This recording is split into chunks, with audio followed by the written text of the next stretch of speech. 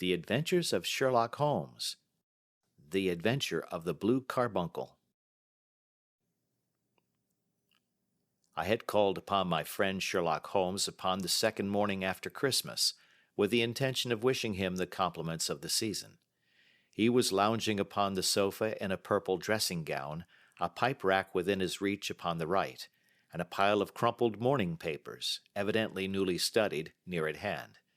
Beside the couch was a wooden chair, and on the angle of the back hung a very seedy and disreputable hard felt hat, much the worse for wear, and cracked in several places. A lens and a forceps lying upon the seat of the chair suggested that the hat had been suspended in this manner for the purpose of examination. "You are engaged," said I. "Perhaps I interrupt you." "Not at all. I am glad to have a friend with whom I can discuss my results. The matter is a perfectly trivial one." He jerked his thumb in the direction of the old hat. "But there are points in connection with it which are not entirely devoid of interest and even of instruction." I seated myself in his armchair and warmed my hands before his crackling fire, for a sharp frost had set in, and the windows were thick with the ice crystals. "I suppose," I remarked, "that, homely as it looks, this thing has some deadly story linked on to it, that it is the clue which will guide you in the solution of some mystery and the punishment of some crime." No crime," said Sherlock Holmes, laughing. "Only one of those whimsical little incidents which will happen when you have 4,000,000 human beings all jostling each other within the space of a few square miles. Amid the action and reaction of so dense a swarm of humanity, every possible combination of events may be expected to take place, and many a little problem will be presented which may be striking and bizarre without being criminal. We already had experience of such." "So much so," I remarked, "that of the last 6 cases which I have added to my notes, 3 have been entirely free of any legal crime." "Precisely.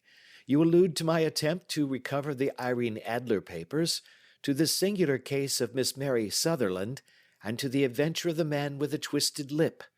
Well, I have no doubt that this small matter will fall into the same innocent category. You know Peterson, the commissionaire?" "Yes." "It is to him that this trophy belongs?" "It is his hat." No, he found it. Its owner is unknown. I beg that you will look upon it not as a battered billycock, but as an intellectual problem. And first, as to how it came here.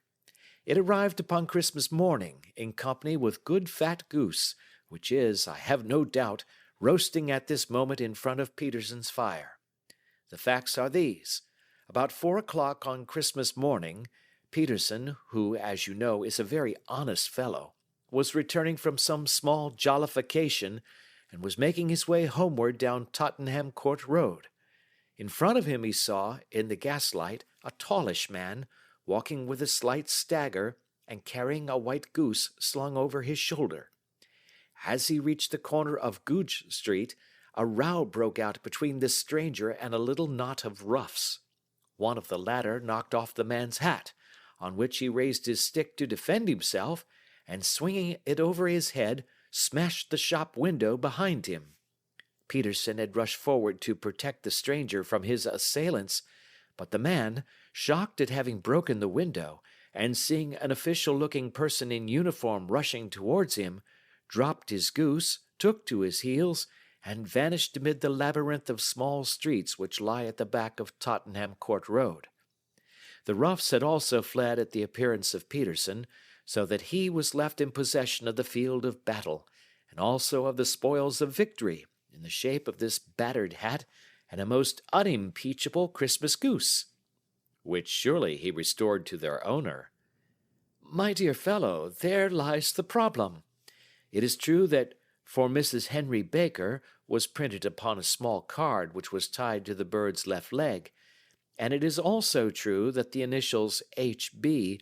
are legible upon the lining of his hat, but as there are some thousands of Bakers, and some hundreds of Henry Bakers in this city of ours, It is not easy to restore lost property to any one of them."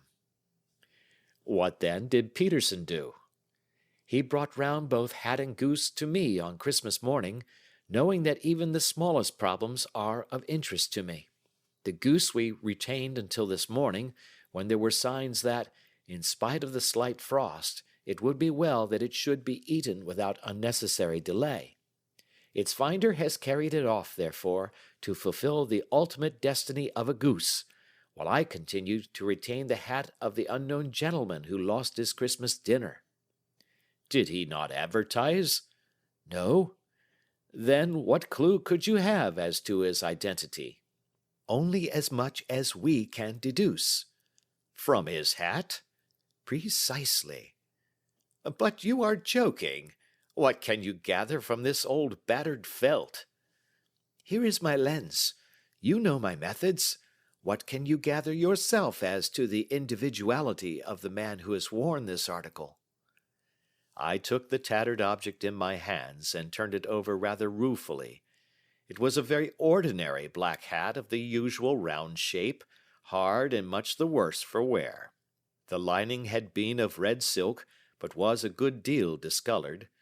There was no maker's name, but, as Holmes had remarked, the initials H.B. were scrawled upon one side.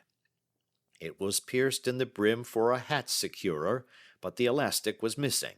For the rest, it was cracked, exceedingly dusty, and spotted in several places, although there seemed to have been some attempt to hide the discolored patches by smearing them with ink. "I can see nothing," said I, handing it back to my friend. "On the contrary, Watson, you can see everything. You fail, however, to reason from what you see. You are too timid in drawing your inferences." "Then pray tell me what it is that you can infer from this hat." He picked it up and gazed at it in the peculiar introspective fashion which was characteristic of him. "It is perhaps less suggestive than it might have been," he remarked, "and yet there are a few inferences which are very distinct, and a few others which represent at least a strong balance of probability. That the man was highly intellectual is of course obvious upon the face of it, and also that he was fairly well-to-do within the last 3 years, although he has now fallen upon evil days. He had foresight, but has less now than formerly, pointing to a moral retrogression, which, when taken with the decline of his fortunes, seems to indicate some evil influence, probably drink, at work upon him. This may account also for the obvious fact that his wife has ceased to love him." "My dear Holmes!" "He has, however, retained some degree of self-respect," he continued, disregarding my remonstrance.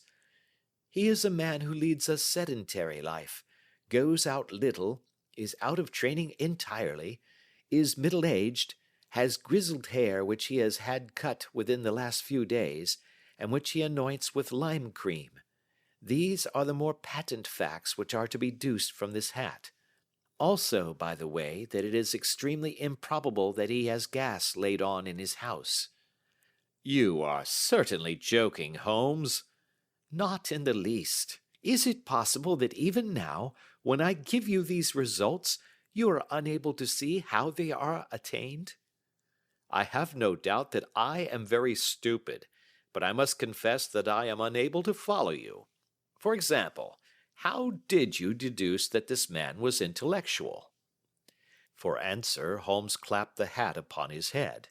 It came right over the forehead and settled upon the bridge of his nose. "It is a question of cubic capacity," said he. "A man with so large a brain must have something in it." "The decline of his fortunes, then?" "This hat is 3 years old. These flat brims curled at the edge came in then. It is a hat of the very best quality. Look at the band of ribbed silk and the excellent lining. If this man could afford to buy so expensive a hat 3 years ago, and has had no hat since, then he has assuredly gone down in the world." "Well, that is clear enough, certainly. But how about the foresight and the moral retrogression?" Sherlock Holmes laughed.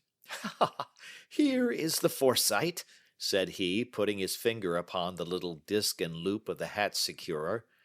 They are never sold upon hats.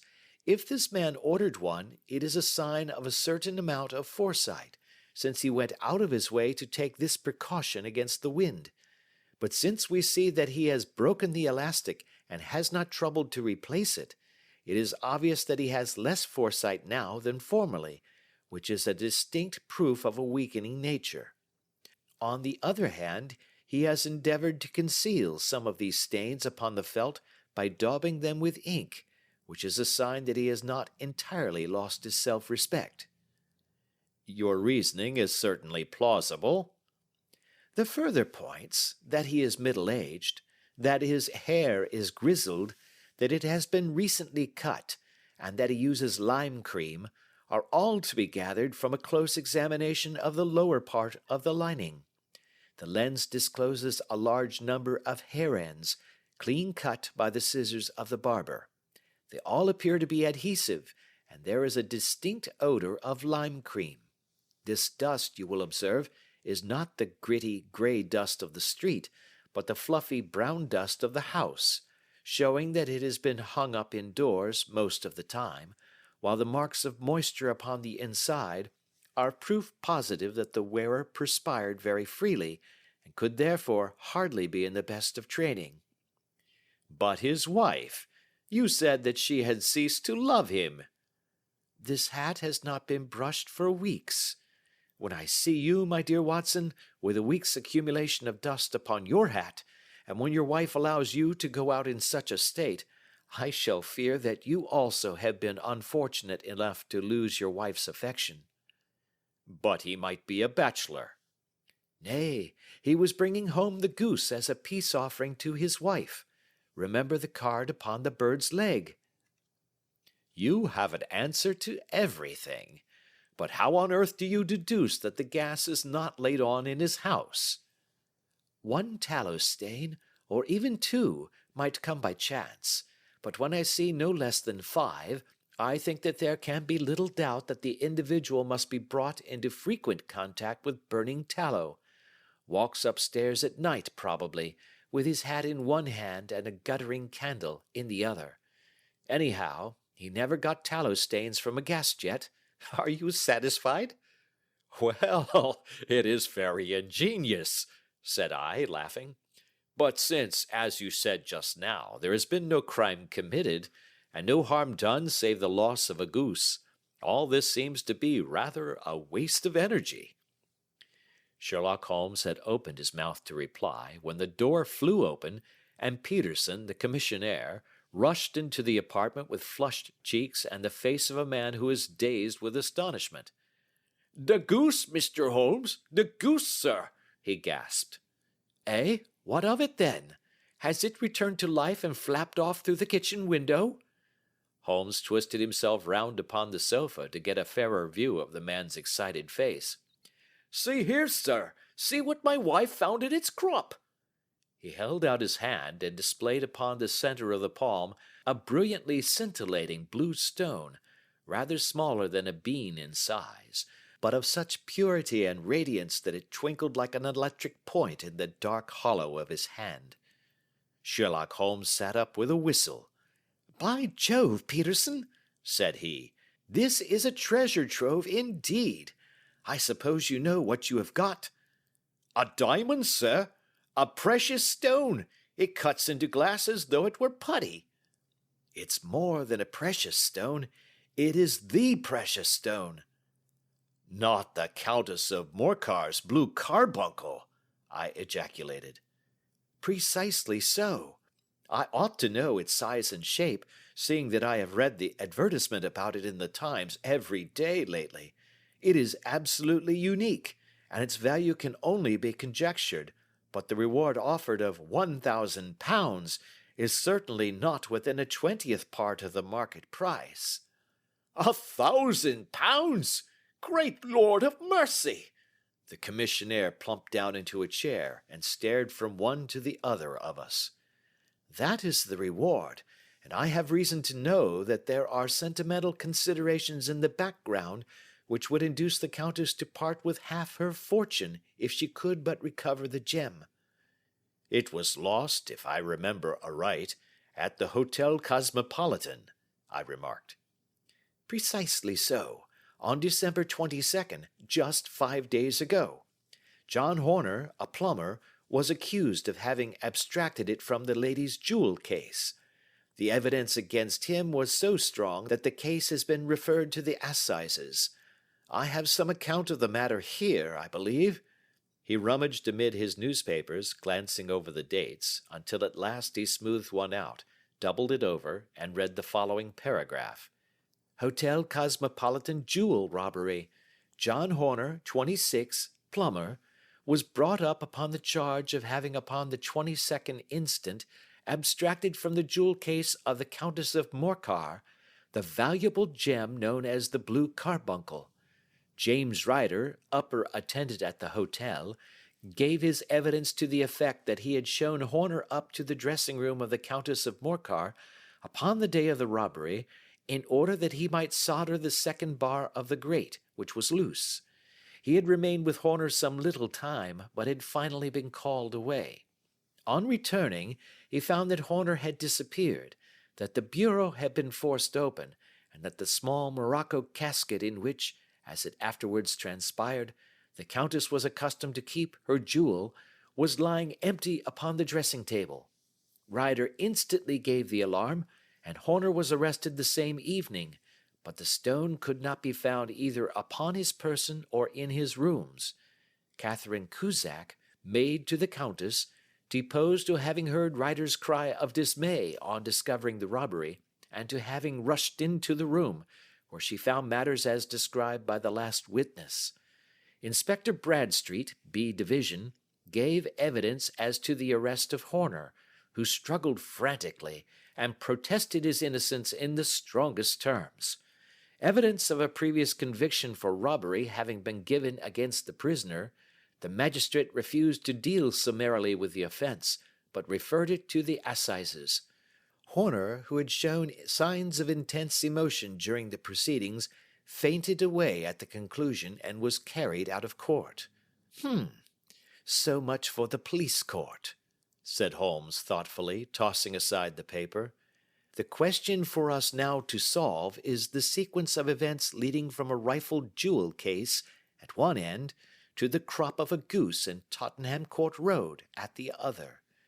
You see, Watson, our little deductions have suddenly assumed a much more important and less innocent aspect. Here is the stone. The stone came from the goose, and the goose came from Mr. Henry Baker, the gentleman with the bad hat, and all the other characteristics with which I have bored you. So now we must set ourselves very seriously to finding this gentleman and ascertaining what part he has played in this little mystery.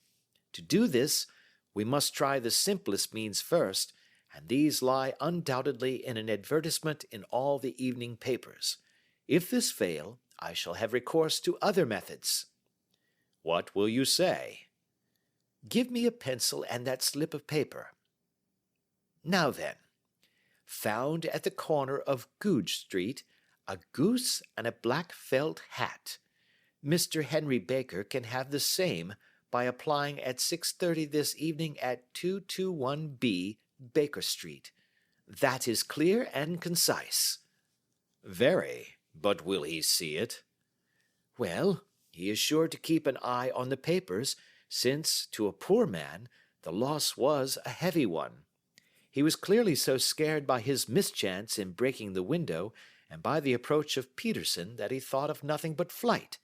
But since then he must have bitterly regretted the impulse which caused him to drop his bird. Then again, the introduction of his name will cause him to see it, for everyone who knows him will direct his attention to it. Here you are, Peterson. Run down to the advertising agency and have this put in the evening papers. In which, sir? Oh, in the Globe, Star, Pall Mall, St. James's, Evening News, Standard, Echo, and any others that occur to you. Very well, sir. And this stone? Ah, yes, I shall keep the stone. Thank you. And I say, Peterson, just buy a goose on your way back and leave it here with me, for we must have one to give to this gentleman in place of the one which your family is now devouring. When the commissionaire had gone, Holmes took up the stone and held it against the light. It's a bonny thing, said he. Just see how it glints and sparkles. Of course, it is the nucleus and focus of crime. Every good stone is. They are the devil's pet baits. In the larger and older jewels, every facet may stand for a bloody deed. This stone is not yet 20 years old. It was found in the banks of the Amoy River in southern China, and is remarkable in having every characteristic of the carbuncle, save that it is blue in shade instead of ruby red. In spite of its youth, it has already a sinister history. There have been 2 murders, a vitriol throwing, a suicide, and several robberies brought about for the sake of this 40-grain weight of crystallized charcoal. Who would think that so pretty a toy would be a purveyor to the gallows and the prison? I'll lock it up in my strong box now and drop a line to the Countess to say that we have it. Do you think that this man Horner is innocent? I cannot tell. Well, then, do you imagine that this other one, Henry Baker, had anything to do with the matter? It is, I think, much more likely that Henry Baker is an absolutely innocent man, who had no idea that the bird which he was carrying was of considerably more value than if it were made of solid gold. That, however, I shall determine by a very simple test, if we have an answer to our advertisement. And you can do nothing until then? Nothing. In that case, I shall continue my professional round, but I shall come back in the evening at the hour you have mentioned, for I should like to see the solution of so tangled a business. Very glad to see you. I dine at 7. There is a woodcock, I believe. By the way, in view of recent occurrences, perhaps I ought to ask Mrs. Hudson to examine its crop. I had been delayed at a case, and it was a little after 6:30 when I found myself in Baker Street once more. As I approached the house, I saw a tall man in a Scotch bonnet, with a coat which was buttoned up to its chin, waiting outside in the bright semicircle which was thrown from the fanlight. Just as I arrived, the door was opened, and we were shown up together to Holmes's room. Mr. Henry Baker, I believe, said he, rising from his armchair and greeting his visitor with the easy air of geniality which he could so readily assume. Pray take this chair by the fire, Mr. Baker. It is a cold night, and I observe that your circulation is more adapted for summer than for winter. Ah, Watson, you have just come at the right time. Is that your hat, Mr. Baker? Yes, sir, that is undoubtedly my hat. He was a large man with rounded shoulders, a massive head, and a broad, intelligent face, sloping down to a pointed beard of grizzled brown. A touch of red in nose and cheeks, with a slight tremor of his extended hand, recalled Holmes's surmise as to his habits. His rusty black frock coat was buttoned right up in front, with a collar turned up, and his lank wrists protruded from his sleeves without a sign of cuff or shirt. He spoke in a slow staccato fashion, choosing his words with care, and gave the impression generally of a man of learning and letters who had had ill usage at the hands of fortune. We have retained these things for some days, said Holmes, because we expected to see an advertisement from you giving your address. I am at a loss to know why you did not advertise. Our visitor gave a rather shamefaced laugh. Shillings have not been so plentiful with me as they once were, he remarked. I had no doubt that the gang of roughs who assaulted me had carried off both my hat and the bird. I did not care to spend more money in a hopeless attempt at recovering them. Very naturally. By the way, about the bird, we were compelled to eat it. To eat it? Our visitor half rose from his chair in his excitement. Yes, it would have been of no use to anyone had we not done so. But I presume that this other goose upon the sideboard, which is about the same weight and perfectly fresh, will answer your purpose equally well? Oh, certainly, certainly, answered Mr. Baker with a sigh of relief. Of course, we still have the feathers, legs, crop, and so on of your own bird, so if you wish, the man burst into a hearty laugh. They might be useful to me as relics of my adventure, said he, but beyond that I can hardly see what use the disjecta membra of my late acquaintance are going to be to me. No, sir, I think that, with your permission, I will confine my attentions to the excellent bird which I perceive upon the sideboard. Sherlock Holmes glanced sharply across at me with a slight shrug of his shoulders. There is your hat, then, and there your bird, said he. By the way, would it bore you to tell me where you got the other one from? I am somewhat of a fowl fancier, and I have seldom seen a better grown goose. Certainly, sir, said Baker, who had risen and tucked his newly gained property under his arm. There are a few of us who frequent the Alpha Inn, near the museum. We are to be found in the museum itself during the day, you understand.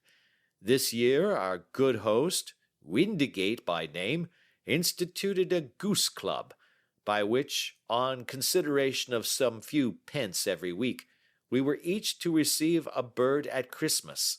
My pence were duly paid, and the rest is familiar to you. I am much indebted to you, sir, for a Scotch bonnet is fitted neither to my years nor my gravity. With a comical pomposity of manner, he bowed solemnly to both of us, and strode off upon his way. So much for Mr. Henry Baker, said Holmes when he had closed the door behind him. It is quite certain that he knows nothing whatever about the matter. Are you hungry, Watson? Not particularly. Then I suggest that we turn our dinner into a supper and follow up this clue while it is still hot. By all means. It was a bitter night, so we drew on our ulsters and wrapped cravats about our throats. Outside, the stars were shining coldly in a cloudless sky, and the breath of the passers-by blew out into smoke like so many pistol shots. Our footfalls rang out crisply and loudly as we swung out through the doctor's quarter, Wimpole Street, Harley Street, and so through Wigmore Street into Oxford Street. In a quarter of an hour we were in Bloomsbury at the Alpha Inn, which is a small public house at the corner of one of the streets which runs down into Holborn. Holmes pushed open the door of the private bar, and ordered 2 glasses of beer from the ruddy-faced, white-aproned landlord. Your beer should be excellent if it is as good as your geese, said he. My geese! The man seemed surprised. Yes, I was speaking only half an hour ago to Mr. Henry Baker, who was a member of your goose club. Ah, yes, I see. But you see, sir, them's not our geese. Indeed. Whose then? Well, I got the 2 dozen from a salesman in Covent Garden. Indeed. I know some of them. Which was it? Breckenridge is his name. Ah, I don't know him. Well, here's your good health, landlord, and prosperity to your house. Good night. Now for Mr. Breckenridge, he continued, buttoning up his coat as we came out into the frosty air. Remember, Watson, that though we have so homely a thing as a goose at one end of this chain, we have at the other a man who will certainly get 7 years penal servitude unless we can establish his innocence. It is possible that our inquiry may but confirm his guilt, but in any case, we have a line of investigation which has been missed by the police, and which a singular chance has placed in our hands. Let us follow it out to the bitter end. Faces to the south, then, and quick march. We passed across Holborn, down Endell Street, and so through a zigzag of slums to Covent Garden Market. One of the largest stalls bore the name of Breckenridge upon it, and the proprietor, a horsey-looking man, with a sharp face and trim side whiskers, was helping a boy to put up the shutters. "Good evening. It's a cold night," said Holmes. The salesman nodded and shot a questioning glance at my companion. "Sold out of geese, I see," continued Holmes, pointing at the bare slabs of marble. "Let you have 500 tomorrow morning." "That's no good." "Well, there are some on the stall with the gas flare." "Ah, but I was recommended to you." "Who by?" "The landlord of the Alpha." "Oh, yes, I sent him a couple of dozen." "Fine birds they were, too. Now where did you get them from?" To my surprise, the question provoked a burst of anger from the salesman. "Now then, mister," said he, with his head cocked and his arms akimbo, "what are you driving at? Let's have it straight now." "It is straight enough. I should like to know who sold you the geese which you supplied to the Alpha." "Well then, I shan't tell you. So now." "Oh, it is a matter of no importance, but I don't know why you should be so warm over such a trifle." "Warm?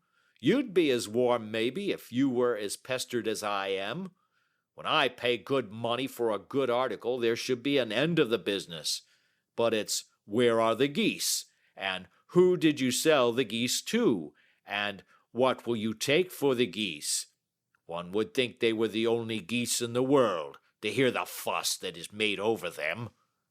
"Well, I have no connection with any other people who have been making inquiries," said Holmes carelessly. "If you won't tell us, the bet is off, that is all. But I'm always ready to back my opinion on a matter of fowls, and I have a fiver on it that the bird I ate is country bred." "Well, then, you've lost your fiver, for it's town bred," snapped the salesman. "It's nothing of the kind." "I say it is." "I don't believe it." "Do you think you know more about fowls than I, who have handled them ever since I was a nipper? I tell you, all those birds that went to the Alpha were town bred." "You'll never persuade me to believe that." "Will you bet, then?" "It's merely taking your money, for I know that I am right. But I'll have a sovereign on with you just to teach you not to be obstinate." The salesman chuckled grimly. "Bring me the books, Bill," said he. The small boy brought round a small thin volume, and a great greasy-backed one, laying them out together beneath the hanging lamp. "Now then, Mr. Cocksure," said the salesman, "I thought that I was out of geese, but before I finish you'll find that there is still one left in my shop. You see this little book?" "Well?" "That's the list of the folk from whom I buy. Do you see? Well, then, here on this page are the country folk, and the numbers after their names are where their accounts are in the big ledger. Now then, you see this other page in red ink? Well, that is a list of my town suppliers. Now, look at that third name. Just read it out to me." "Mrs. Oakshott, 117 Brixton Road, 249, read Holmes. "Quite so. Now turn that up in the ledger." Holmes turned to the page indicated. "Here you are. Mrs. Oakshott, 117 Brixton Road, egg and poultry supplier." "Now then, what's the last entry?" "December 22nd, 24 geese at 7 shillings 6 pence." "Quite so. There you are. And underneath?" "Sold to Mr. Windicate of the Alpha at 12 shillings. "What have you to say now?" Sherlock Holmes looked deeply chagrined. He drew a sovereign from his pocket and threw it down upon the slab, turning away with the air of a man whose disgust is too deep for words. A few yards off he stopped under a lamp-post and laughed in the hearty, noiseless fashion which was peculiar to him. when you see a man with whiskers of that cut and the pink un protruding out of his pocket, you can always draw him by a bet," said he.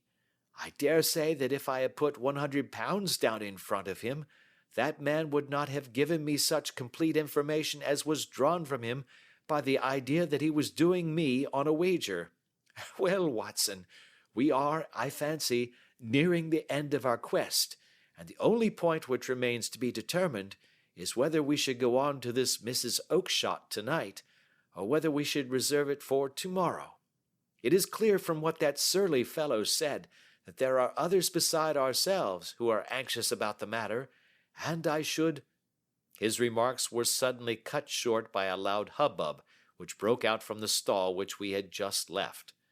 Turning round, we saw a little rat-faced fellow standing in the center of the circle of yellow light which was thrown by the swinging lamp, while Breckenridge, the salesman, framed in the door of his stall, was shaking his fists fiercely at the cringing figure. "I've had enough of you and your geese," he shouted. "I wish you were all at the devil together. If you come pestering me any more with your silly talk, I'll set the dog at you. You bring Mrs. Oakshott here, and I'll answer her. But what have you to do with it? Did I buy the geese off you?" "No, but one of them was mine all the same," whined the little man. "Well, then, ask Mrs. Oakshott for it." "She told me to ask you." "Well, you can ask the King of Prussia for all I care. I've had enough of it. Get out of this."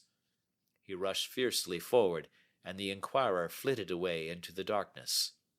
"Ha! This may save us a visit to Brixton Road," whispered Holmes.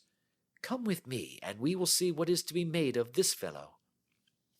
Striding through the scattered knots of people who lounged round the flaring stalls, my companion speedily overtook the little man and touched him upon the shoulder. He sprang round, and I could see in the gaslight that every vestige of color had been driven from his face. "Who are you, then? What do you want?" he asked in a quavering voice. "You will excuse me," said Holmes blandly, "but I could not help overhearing the questions which you put to the salesman just now. I think that I could be of assistance to you." "You? Who are you? How could you know anything of the matter?" "My name is Sherlock Holmes. It is my business to know what other people don't know." "But you can know nothing of this." "Excuse me, I know everything of it. You are endeavoring to trace some geese which were sold by Mrs. Oakshott of Brixton Road to a salesman named Breckenridge, by him in turn to Mr. Windigate of the Alpha, and by him to his club, of which Mr. Henry Baker is a member." "Oh, sir, you are the very man which I have longed to meet," cried the little fellow with outstretched hands and quivering fingers. "I can hardly explain to you how interested I am in this matter." Sherlock Holmes hailed a four-wheeler which was passing. "In that case, we had better discuss it in a cozy room rather than in this wind-swept market-place," said he. "But pray tell me, before we go farther, who it is that I have the pleasure of assisting." The man hesitated for an instant. "My name is John Robinson," he answered with a sidelong glance. "No, no, the real name," said Holmes sweetly. "It is always awkward doing business with an alias." A flush sprang to the white cheeks of the stranger. "Well, then," said he, "my real name is James Ryder." "Precisely so. Head attendant at the Hotel Cosmopolitan. Pray step into the cab, and I shall soon be able to tell you everything which you would wish to know." The little man stood glancing from one to the other of us with half-frightened, half-hopeful eyes, as one who is not sure whether he is on the verge of a windfall or of a catastrophe. Then he stepped into the cab, and in half an hour we were back in the sitting-room at Baker Street. Nothing had been said during our drive, but the high, thin breathing of our new companion and the claspings and unclaspings of his hands spoke of the nervous tension within him.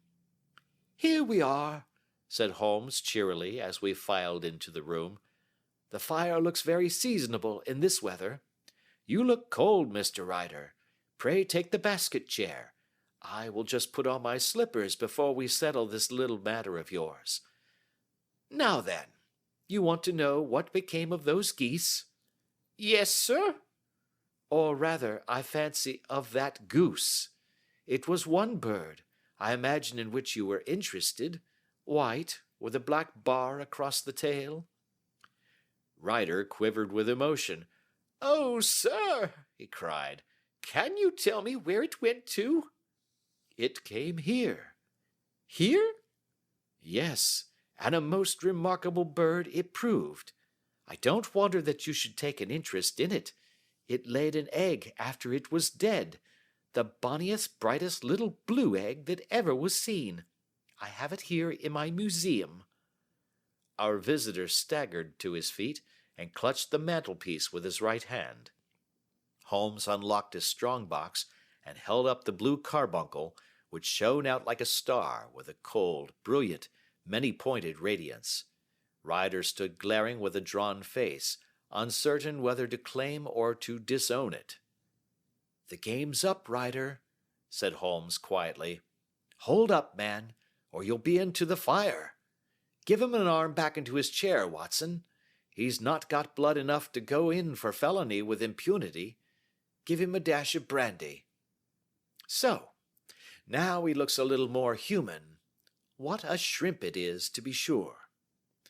For a moment he had staggered and nearly fallen, but the brandy brought a tinge of color into his cheeks, and he sat staring with frightened eyes at his accuser. "I have almost every link in my hands, and all the proofs which I could possibly need, so there is little which you need tell me. Still, that little may as well be cleared up to make the case complete. You had heard, Ryder, of this blue stone of the Countess of Morcar's?" "It was Catherine Cusack who told me of it," he said in a cracking voice. "I see. Her ladyship's waiting maid. Well, the temptation of sudden wealth so easily acquired was too much for you, as it has been for better men before you, but you were not very scrupulous in the means you used. It seems to me, Ryder, that there is the making of a very pretty villain in you. You knew that this man Horner, the plumber, had been concerned in some such matter before, and that suspicion would rest the more readily upon him. What did you do then? You made some small job in my lady's room, you and your confederate Cusack, and you managed that he should be the man sent for. Then, when he had left, you rifled the jewel case, raised the alarm, and had this unfortunate man arrested. You then—" Ryder threw himself down suddenly upon the rug and clutched at my companion's knees. "For God's sake, have mercy!" he shrieked. "Think of my father, of my mother. It would break their hearts. I never went wrong before. I never will again. I swear it. I'll swear it on the Bible. Oh, don't bring it into court. For Christ's sake, don't."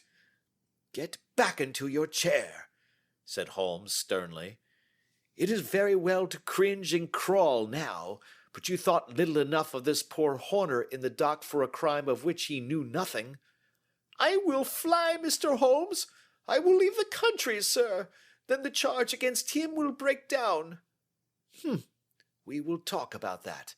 And now let us hear a true account of the next act. How came the stone into the goose, and how came the goose into the open market? Tell us the truth, for there lies your only hope of safety." Ryder passed his tongue over his parched lips. "I will tell you it just as it happened, sir," said he. "When Horner had been arrested, it seemed to me that it would be best for me to get away with the stone at once, for I did not know at what moment the police might not take it into their heads to search me and my room. There was no place about the hotel where it would be safe. I went out as if on some commission, and I made for my sister's house.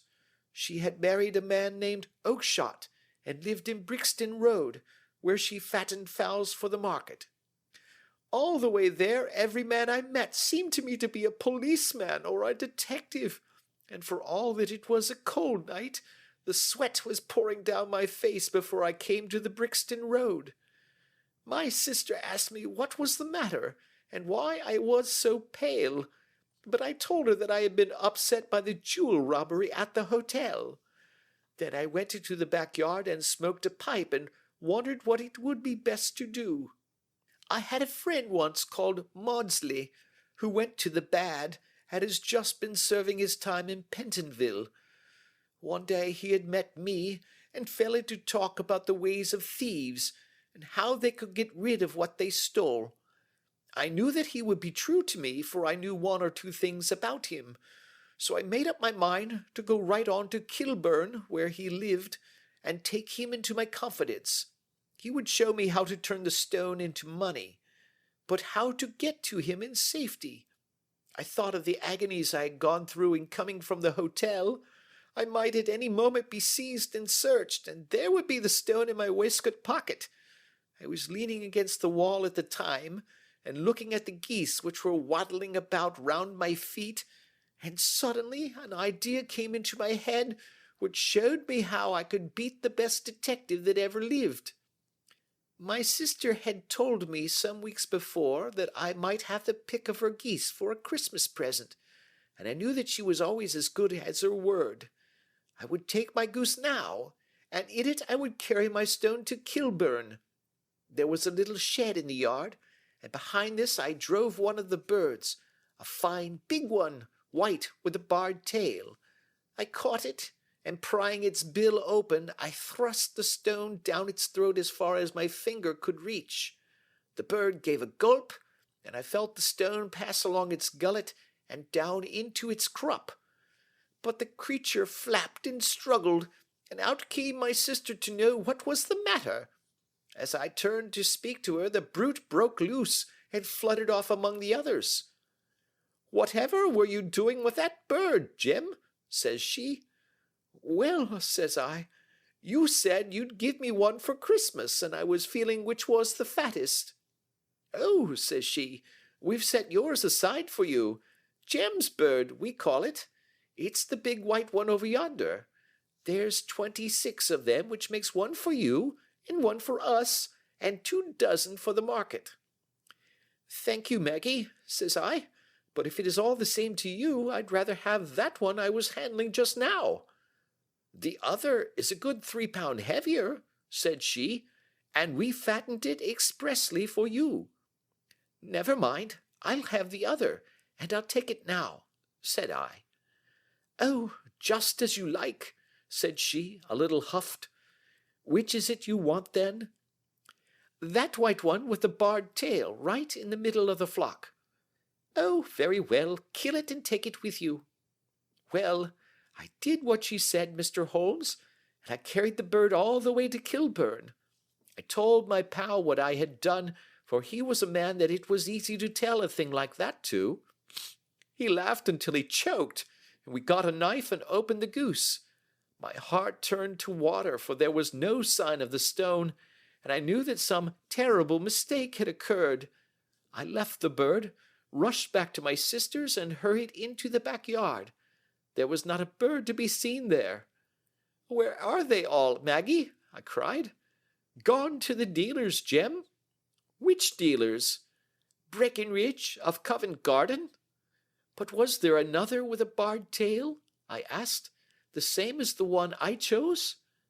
"Yes, Jem, there were 2 barred-tailed ones, and I never could tell them apart." Well, then, of course, I saw it all, and I ran off as hard as my feet would carry me to this man Breckenridge, but he had sold the lot at once, and not one word would he tell me as to where they had gone. You heard him yourselves tonight. Well, he has always answered me like that. My sister thinks that I am going mad. Sometimes I think that I am myself, and now I am myself a branded thief, without ever having touched the wealth for which I sold my character. God help me! God help me!" He burst into convulsive sobbing, with his face buried in his hands. There was a long silence, broken only by his heavy breathing and by the measured tapping of Sherlock Holmes's fingertips upon the edge of the table. Then my friend rose and threw open the door. "Get out," said he. "What, sir? Oh, heaven bless you!" "No more words. Get out." And no more words were needed. There was a rush, a clatter upon the stairs, the bang of a door, and the crisp rattle of running footfalls from the street. "After all, Watson," said Holmes, reaching up his hand for his clay pipe, "I am not retained by the police to supply their deficiencies. If Horner were in danger, it would be another thing, but this fellow will not appear against him, and the case must collapse. I suppose that I am commuting a felony, but it is just possible that I am saving a soul. This fellow will not go wrong again. He is too terribly frightened. Send him to jail now, and you will make him a jailbird for life. Besides, it is the season of forgiveness. Chance has put in our way a most singular and whimsical problem, and its solution is its own reward. If you will have the goodness to touch the bell, Doctor, we will begin another investigation, in which also a bird will be the chief feature." End of The Adventure of the Blue Carbuncle.